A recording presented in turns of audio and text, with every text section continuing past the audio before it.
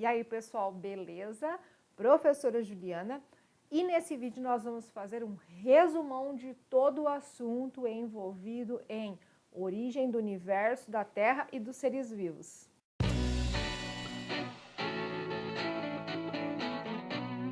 Vamos resumir um pouquinho do que a gente tem como principais assuntos pedidos nos vestibulares, nas suas provas de escola, no Enem, sobre a origem do universo, da Terra e dos seres vivos. Então a gente primeiro começa com a origem do universo.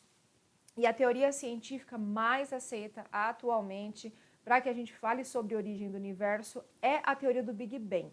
Então, basicamente, nós temos nesse momento, pensando em universo, um aumento de temperatura, um aumento de densidade de matéria, e isso aconteceu há cerca de 14 bilhões de anos. Então, esse aumento de temperatura e esse aumento de densidade fez com que houvesse uma grande explosão, que é o Big Bang, que desencadeou a expansão do universo.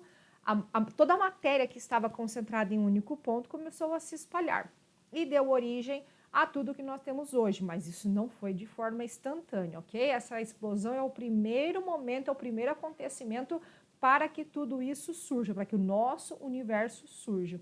Então, quando a gente pensa nessa grande expansão, nós temos ali energia e partículas em movimento.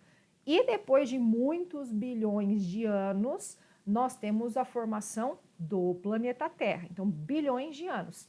Não foi em 100 anos ou em um mês depois do Big Bang, ok? E a formação da Terra, ela está em conjunto com todos os outros planetas também do nosso universo, do sistema solar. Então, basicamente, o que aconteceu para que o planeta Terra fosse formado? Nós tivemos um aumento dessa massa com temperatura elevada, as forças gravitacionais foram atraindo partículas, então pela gravidade as partículas foram atraídas. Essas partículas, então, elas foram se unindo e nós tivemos uma lenta solidificação da crosta terrestre, exceto nas regiões onde nós tínhamos erupções vulcânicas. E as reações químicas nessa região de solidificação desse novo planeta, primeiro um planetésimo para depois tornar-se um planeta, produziram chuvas e essas chuvas é que foram solidificando as regiões da nossa crosta, exceto nas regiões onde tinha vulcão. Então fomos formando pequenas poças, lagos, rios, mares com quantidades de água. Lembrando que nessa atmosfera primitiva nós ainda não tínhamos a presença de gás oxigênio. E também não tínhamos gás ozônio, ok? Não é do elemento oxigênio, é do gás oxigênio, certo? Então, a formação do planeta Terra está acontecendo aí nesse momento. E então, depois que nós temos um universo formado e um planeta formado, nós temos o estudo relativo à origem dos seres vivos. E quando a gente vai falar sobre a origem dos seres vivos, a primeira teoria, a primeira hipótese aí que domina entre os cientistas, os estudiosos, é a da geração espontânea. Eles acreditavam, então, que a matéria inorgânica conseguia gerar vida. Em outras palavras, que a vida vinha do nada, que a vida vinha de uma determinada força que existia, que eles denominavam como força vital, e assim surgiam vidas, formas de vida. Quem eram os cientistas ou os estudiosos que acreditavam nessa teoria? Aristóteles foi o primeiro antes de Cristo a defender essa teoria, né, da geração espontânea. Depois nós temos Leeuwenhoek, Anton van Leeuwenhoek, que é o criador do microscópio, que também, apesar de ter feito o primeiro microscópio, o primeiro conjunto de lentes que a gente poderia observar a vida além do que os nossos olhos podem ver, ainda assim ele acreditava que a vida vinha da matéria inorgânica, que a vida vinha do nada. Nós temos também John Needham, que é um dos cientistas muito famosos com os experimentos que a gente tem aí, né, dos caldos de carne, os caldos nutritivos, e outros vários. Eles acreditavam, então, que a vida vinha do nada.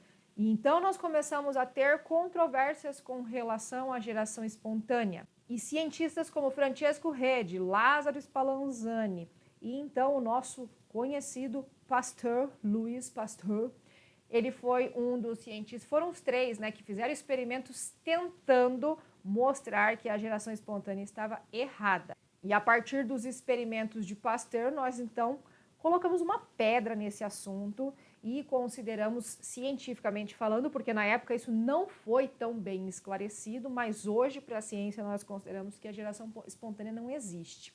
Nós chamamos, então, a geração espontânea de abiogênese, que a vida vinha do nada ou da matéria inorgânica, e hoje nós consideramos que essa teoria está errada e nós acreditamos na biogênese, que seria, então, a ideia de que a vida e todo ser vivo vem de um ser vivo pré-existente.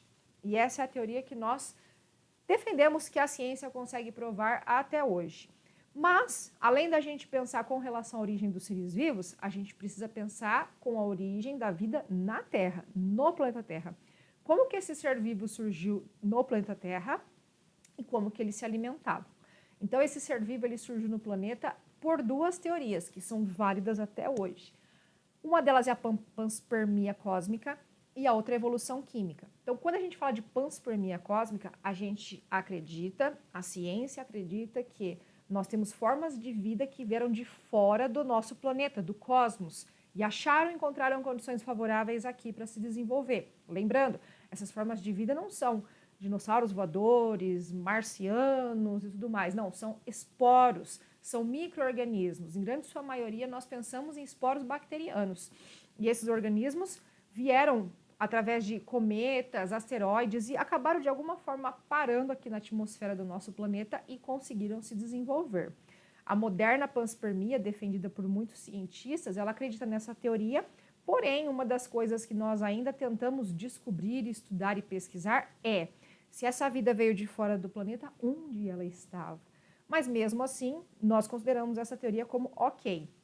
E a outra teoria que nós temos é a teoria da evolução química, em que os componentes químicos da atmosfera primitiva, os chons, que a gente fala muito, carbono, hidrogênio, oxigênio, nitrogênio e enxofre, fizeram reações químicas que puderam, de alguma forma, permitir compostos químicos e moléculas que deram futuramente origem à vida. Uma das formas que a gente tem de simular isso através de experimentos e que ficou muito famosa e que é muito cobrada nos vestibulares, muito pedida também, é o experimento de Miller e Urey. Porque Miller e Urey são dois cientistas que simularam uma atmosfera primitiva em laboratório e através de descargas elétricas com esses componentes químicos que nós tínhamos, eles conseguiram então gerar moléculas de aminoácidos. Isso significa que nós tivemos condições de formar moléculas, como a gente vê lá na atmosfera primitiva que a gente estuda os coacervados, que seria aquela sopa de lama, aqueles grumos proteicos, né, aquela gelatina de lama que nós tínhamos, e provavelmente através dessas moléculas e dessas reações químicas que a gente conseguiu que a vida no planeta surgisse dentro do planeta Terra e não vindo de fora do cosmos. Então, entre panspermia e evolução química, as duas teorias são aceitas atualmente, ok? E esse ser vivo que veio para o planeta, seja de dentro, de fora, de onde ele surgiu, como que ele se alimentava? Porque ele precisava comer para sobreviver, reproduzir, deixar descendentes e tudo mais, né? E aí nós temos duas hipóteses, a hipótese autotrófica e a hipótese heterotrófica. A hipótese autotrófica é que esse organismo, lembrando, esse micro-organismo, nós estamos falando de planta ainda, tá? Ele produzia o seu próprio alimento. Através de qual processo? Da quimiossíntese. Porque nós não tínhamos ainda oxigênio nessa atmosfera primitiva. Então, esse organismo utilizava um composto químico inorgânico para produzir a sua fonte de energia. Mas nós temos também a hipótese heterotrófica, de que esse primeiro organismo ele precisava se alimentar. E como que ele fazia para se alimentar? Através de processos químicos de fermentação. Então, aqui nós temos um resumo de toda essa origem do universo, da Terra e dos seres vivos. Espero que você tenha gostado desse vídeo. Curta, comente, compartilhe, se inscreva no canal da Prof. Ju, porque você já sabe, né? Biologia não é só para a gente tirar nota 10 na prova, no Enem, no vestibular, passar de ano, não só. Biologia é para a sua vida.